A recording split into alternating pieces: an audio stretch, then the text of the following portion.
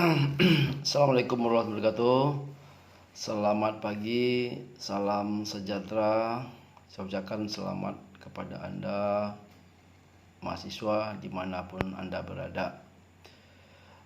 Pagi ini kita melaksanakan perkuliahan mata kuliah Entrepreneurship atau yang disebut dengan kewirausahaan yang kita laksanakan secara daring, dan tampilan video pada perkuliahan pertama ini saya coba untuk memberikan pengetahuan kepada Anda tentang kewirausahaan yang kita lihat pada istilah konsep mendasar tentang kewirausahaan.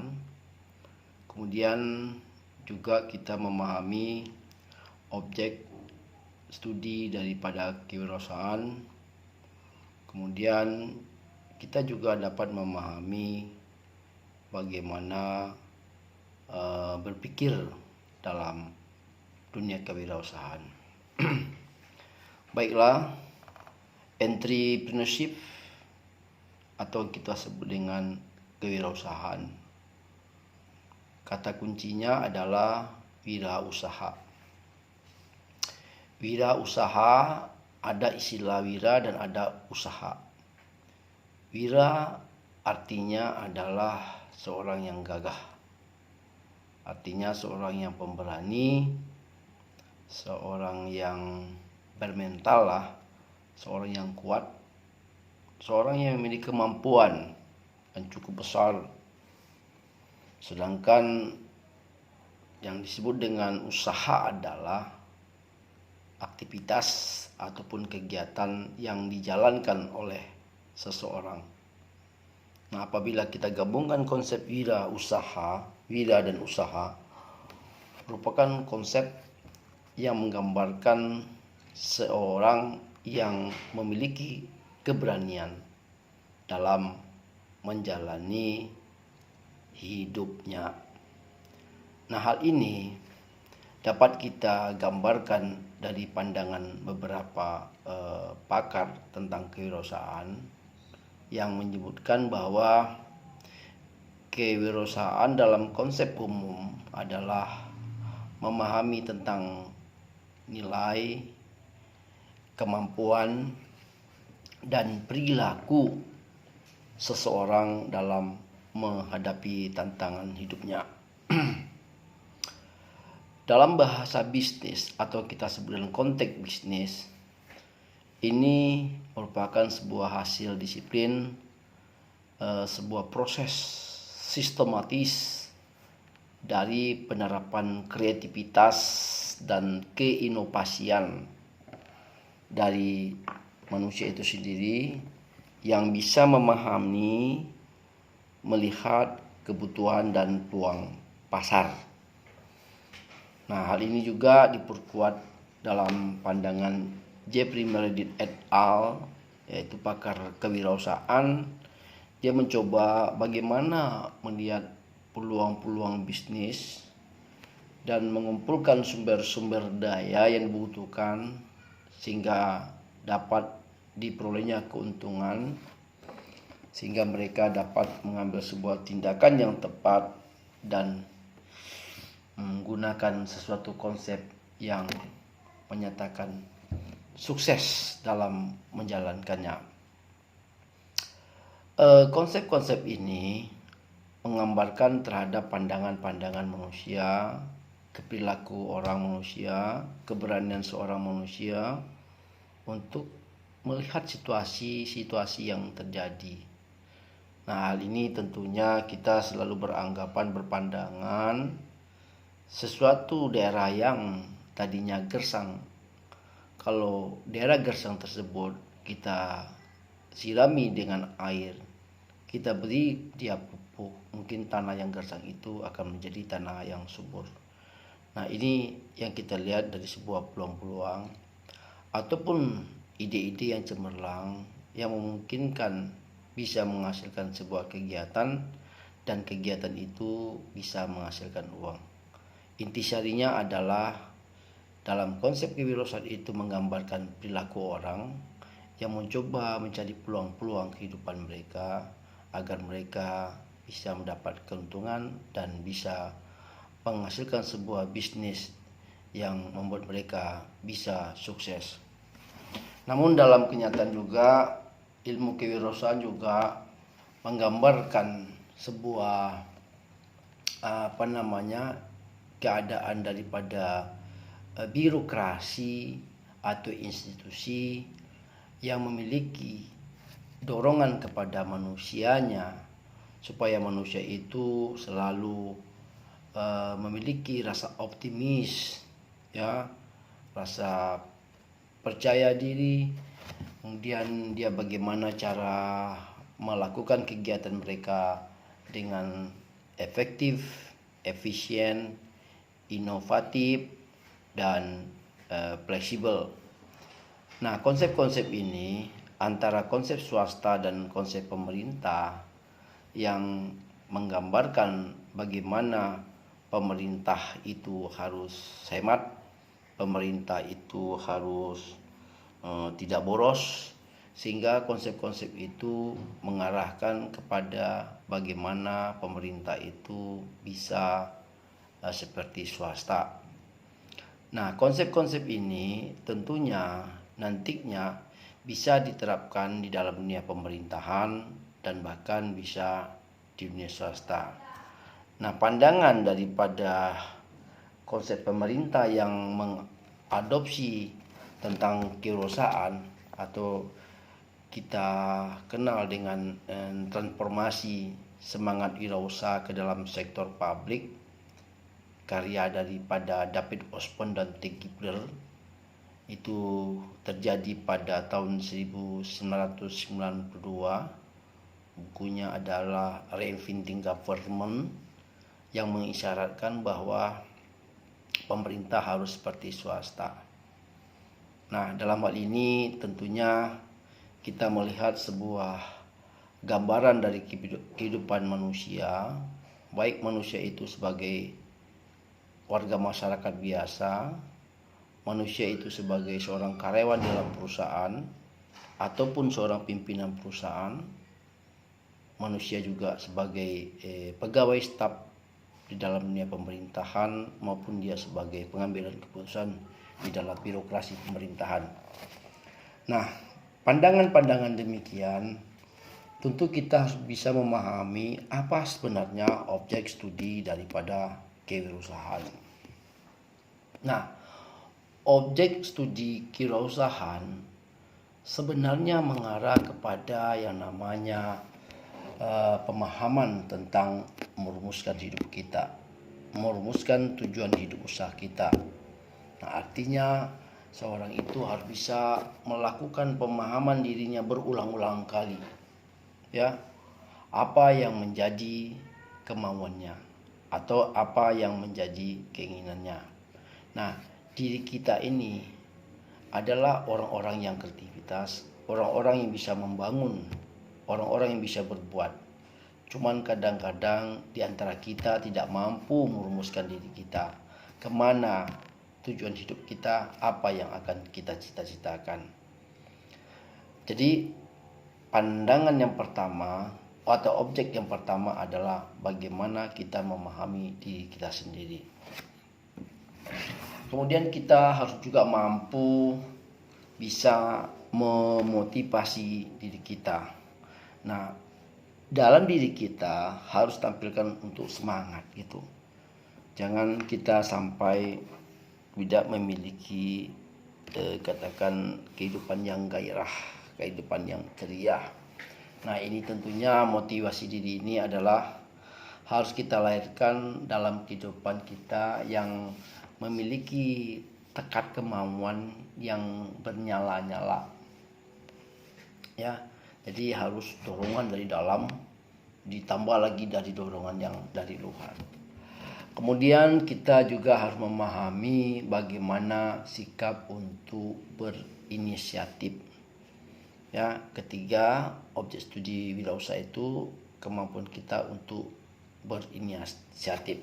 tentunya kita ini melakukan sesuatu itu atas dari keinginan kita, gerakan dari kita sendiri, tapi jangan menunggu perintah dari orang lain.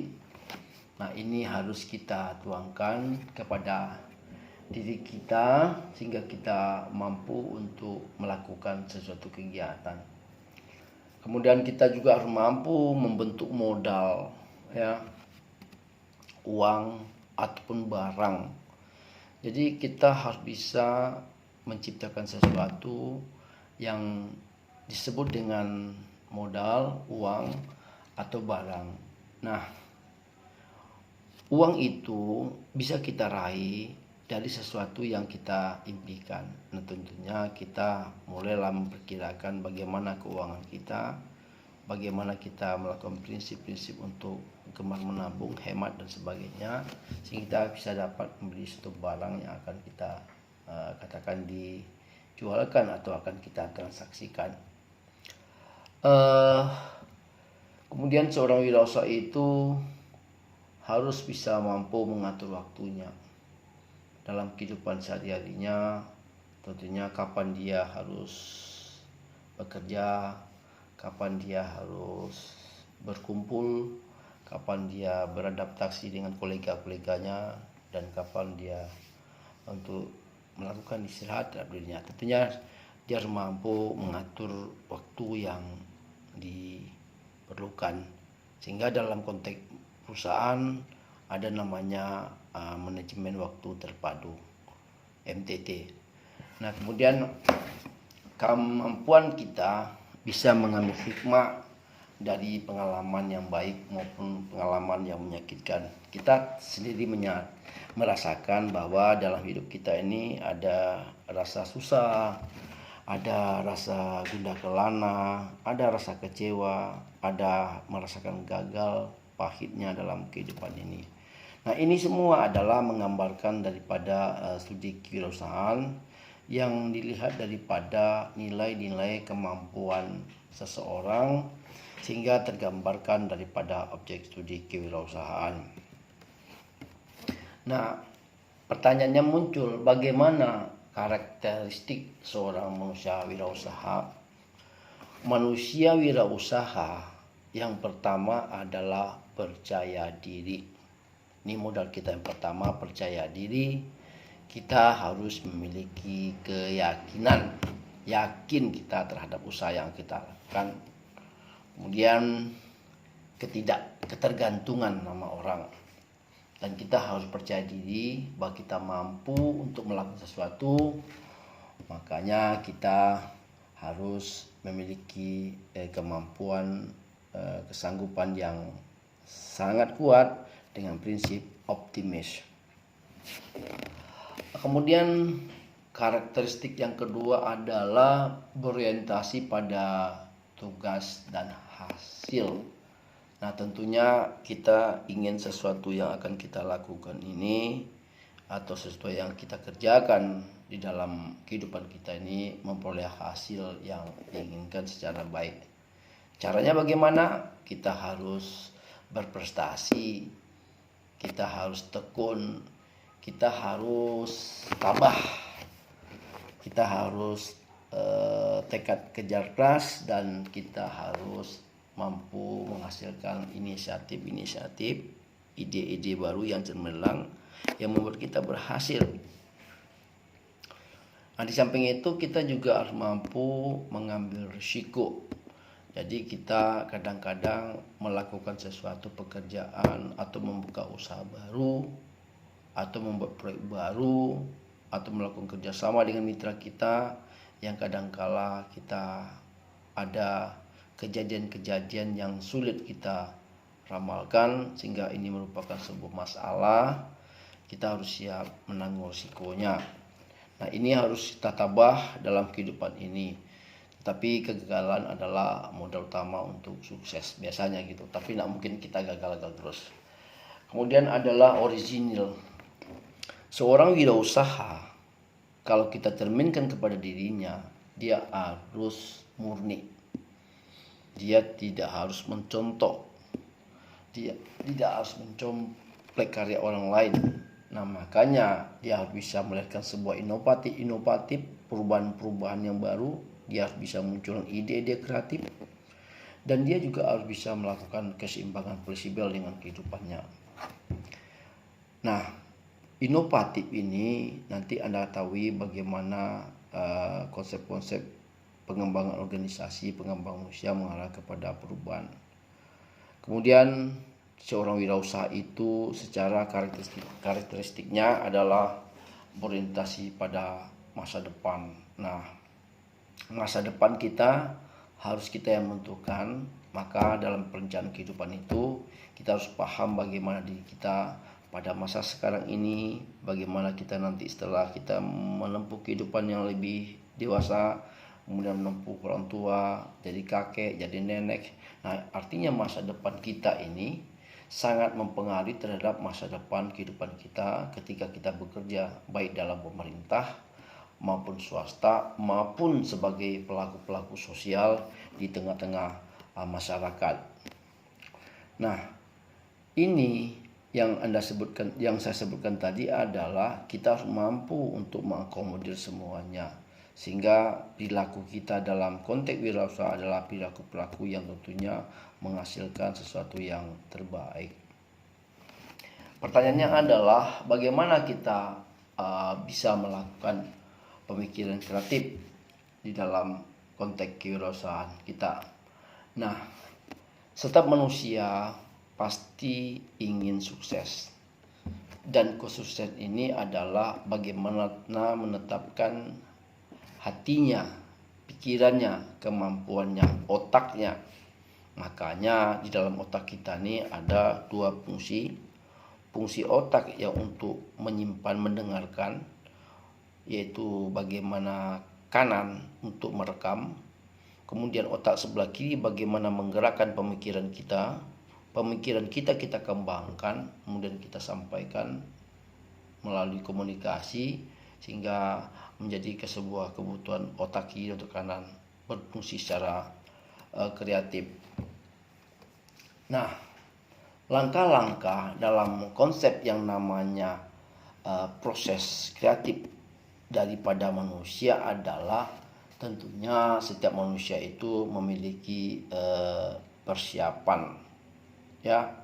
Nah, tentu persiapan kreatif ini tentunya bisa kita peroleh melalui pendidikan formal, melalui pendidikan informal.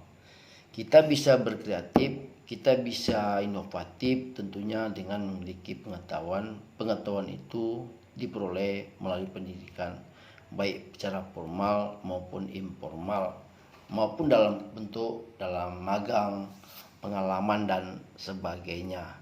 Dan ini sering kita lakukan asah-asah pengetahuan berdasarkan pengalaman yang pernah kita dapati. Kemudian ada namanya otak kita ini, atau pemikiran kreativitas dalam diri kita adalah melalui penyelidikan. Nah, tentunya di sini kita selalu melihat sebuah masalah yang harus kita pahami, sehingga kita harus bisa mampu memetakan masalah itu dengan melakukan penyelidikan. Nah, biasa dalam diri kita ini kita selalu sidik-sidik tentang diri kita. Kemudian transformasi, yaitu kita harus mampu menyatu kesamaan perbedaan antara informasi-informasi yang dikumpulkan. Nah, kita menyadari bersama dalam kehidupan negara sekarang ini berbagai macam informasi yang diperolehkan, baik secara nasional, internasional, bahkan informasi-informasi itu baik secara ekonomi, secara politik, ya, dan soal bisnis sebagainya itu saling mempengaruhi, dan kita harus bisa menganalisa persoalan informasi-informasi tersebut. Nah, kemudian dia seorang pemikir wirausaha yang kreatif adalah bagaimana dia mampu melakukan penetasan dalam dirinya, yaitu bisa mampu meletakkan pemikiran bawah sadar dia dan bisa merefleksi dari informasi yang terjadi atau yang diperoleh sehingga dapat diserapkan dalam pemikirannya. Kemudian seorang wirausaha dalam mungkin kreatifnya adalah bagaimana dia melakukan penerangan dan apa yang menjadi sesuatu yang tidak diketahuinya, dari itu dia mencoba untuk mencari informasi sehingga informasi itu dapat berguna dalam kehidupannya, baik di dalam pekerjaan yang dijalankannya. Nah, tentu ini semua kita lakukan bagaimana dia untuk mencoba mengungkapkan pemikiran-pemikiran, ide-idenya ke dalam sebuah bisnis yang dapat dilakukan secara akurat dan bermanfaat. Nah, ketika akurat dan bermanfaat ini semua pemikiran kita tentu mengarah persoalan ide, persoalan gagasan, persoalan pemikiran, apakah kita mau melakukan sesuatu dalam konteks bisnis ataupun dalam konteks yang non bisnis, sehingga apa yang menjadi pemikiran kita itu kita tangkap, kita rumuskan sehingga kita bisa menempatkan diri kita untuk melakukan sebuah sukses. Pertanyaannya adalah bagaimana cara pemikiran seorang wirausaha. Nah, seorang wirausaha dia harus bisa mampu menetapkan dirinya sebagai orang yang berguna. Ya. Nah, orang yang berguna ini adalah orang yang bermanfaat bagi orang lain gitu. Nah, dimanapun saja dia berada, dia selalu dibutuhkan.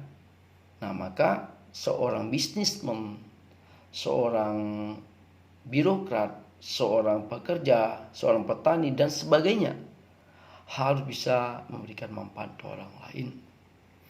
Yang kedua, pemikiran seorang wirausaha itu adalah dia selalu berpikir secara dagang.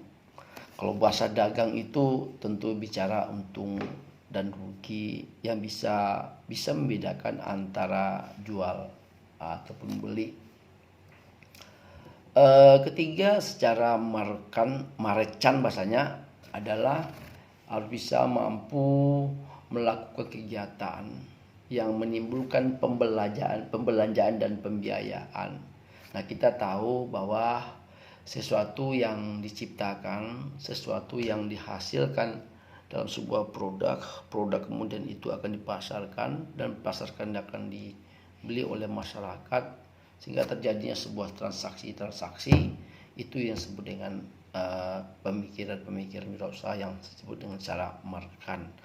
Nah, ini semua tentunya kita juga memahami tentang bagaimana sesungguhnya pasar itu terjadi dan bagaimana transaksi itu bisa terjadi sehingga produk-produk barang-barang yang akan kita buat atau kita hasilkan dapat dikuasai atau dapat dibeli oleh masyarakat.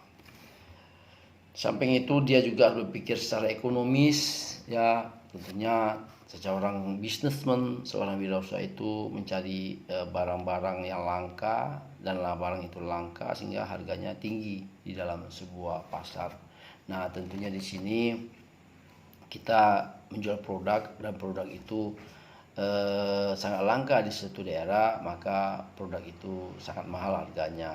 Tapi ketika banyak itu produk dalam satu daerah dan banyak bersaing, itu tentu barang atau produk tersebut tidak mahal harganya dengan masyarakat. Seorang wirausaha juga harus paham secara politik. Nah, makanya kita dalam teori politik, seorang wirausaha tentu juga bagaimana dia memahami kekuasaan di manapun saja berada. Contohnya kekuasaan dalam bidang ekonomi yang berhubungan dengan kegiatan perniagaan, swasta dan sebagainya, kita melihat siapa salah pemegang sahamnya. Kekuasaan dalam pemerintahan, kita juga tahu siapa situ pejabat yang berwenang. Kekuasaan dalam masyarakat, kita juga harus tahu bagaimana struktur sosial dan siapa penguasa-penguasa sosial atau adat yang berlangsung di tengah-tengah masyarakat. Dan ini harus dipahami dari seorang yang namanya wirausaha ketika dia mengarah kepada pendekatan politik yang memberikan penekanan kepada kekuasaan pada seseorang. Kemudian juga berpikir secara sosial, yaitu dia harus bisa menghindari konflik-konflik yang terjadi pada persoalan-persoalan umum kemasyarakatan. Konflik jangan diciptakan, konflik itu jangan merugikan kita. Tetapi dalam konteks organisasi, kadangkala organisasi itu konflik, konflik itu adalah untuk perubahan. Perubahan itu dilakukan dengan perbaikan-perbaikan, dengan melakukan sebuah tindakan-tindakan yang bisa mencegah permasalahan tersebut menjadi solusi yang akan dapat kita selesaikan secara bersama-sama. Kemudian seorang entrepreneur juga harus memahami secara hukum perusahaan, dia paham tentang aturan-aturan, kemudian juga berpikir secara administrasi bahwa seluruh pekerjaan itu harus diagendakan, dicatat, dibukukan, disimpan ke dalam sebuah data yang lebih baik. Nah, dari kuliah pertama ini saya coba mempersingkat saja bahwa kewirausahaan itu ada dalam diri kita, kemudian diri kita itu harus kita rumuskan sehingga menggambarkan sebuah perilaku yang bisa mengeluarkan kemampuan yang ada pada diri kita. Maka konsep-konsep kewirausahaan itu digunakan oleh dunia pemerintah, digunakan oleh swasta, dan dunia kemasyarakatan.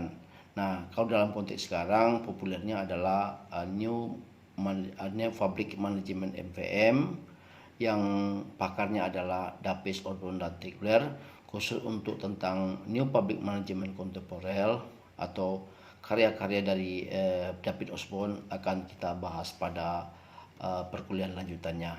Demikian perkuliahan pada hari ini, nanti bisa didiskusikan. Assalamualaikum warahmatullahi wabarakatuh.